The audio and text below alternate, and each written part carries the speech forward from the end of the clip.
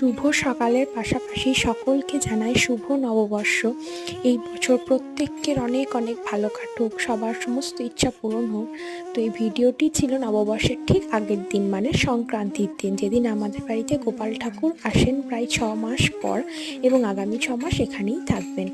তো সেদিন দিদির সম্পদনারায়ণ পুজো ছিল, সেই কারণে দিদির এই 17টা সুতো, 17টা গিট আর 17টা দুধ বা ঘাস দিয়ে এটা বানিয়ে দিচ্ছিলাম। আর তারপরে তো সেদিন তুলসী মঞ্চে জল ঢালা, ছাতু, আম, ফুল এসব দিয়ে নিবেদন করা সব কিছুই আছে। আর এই যে আমাদের গোপাল ঠাকুর আসছেন, তো সারা বছর থাকলেই ভালো লাগে, কিন্তু থাকেন না, 6 মাস থাকেন। তো তারপর গোপাল ঠাকুরকে বহুদিন পর চোখের সামনে স্নান করানো দেখলাম। তারপর মা মায়ের মতন ভোগও নিবেদন করেছিল। তো তোমাদের এই ছোট্ট ভিডিওটি কেমন লাগলো জানিও। দেখা হচ্ছে পরে ভিডিও।